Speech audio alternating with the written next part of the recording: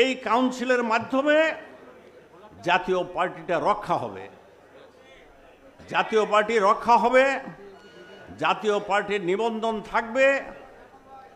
এবং আমরা আমাদের দেশে আমরা একটা কথা বলি, আমাদের টাঙ্গাইলে বর যখন বিয়ে করতে যায় তারা কোলদেরা কয়, সাথে যারা সাথে থাকে তাদের বলে কোলদেরা, অন্যদের দেশে কি বলে আমি জানি না।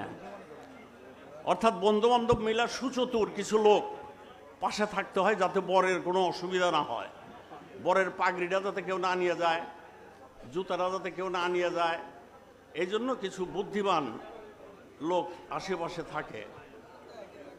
এই যে সারিতে লোকগুলি জিএম কাদের এতদিন তারা সেভ করছে, জিএম কাদের সাহেবের পাশে ছিল, জিএম কাদের কোনো অসুবিধা হয় নাই। এখন যদি কোলদাইরা চতুর না হয় তাহলে বর গিয়া গর্তে পড়ে। তা আজকে তো এই লোকগুলি সবটি সরে আসছে, তার তো গর্তে পড়া ছাড়া আর কোনো উপায় নাই, এবং সেই গর্তের থেকে তিনি আর উঠতেও পারবেন না। প্রিয় বন্ধুরা আমার, আমি এর আগে গত নির্বাচনের আগে একটা বক্তৃতা দিছিলাম, আমি একটা গল্পই বলছিলাম শুধু, যে সেই গল্প এখন বলতে গেলে অনেক সময়ের প্রয়োজন, সেটা বলবো না। আমাদের মহাসচিব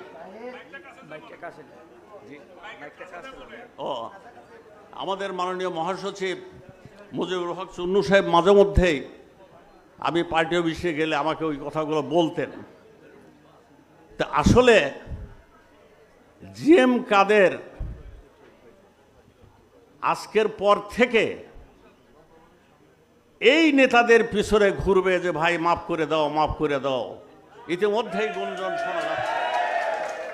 কিন্তু আমরা বলতে চাই যে আবার যদি সেই লোককে আপনারা ক্ষমা করেন, দয়া করেন, এই সাধারণ পাবলিক কিন্তু সেটা মানবে না, আমরা কিন্তু সেটা মানব না।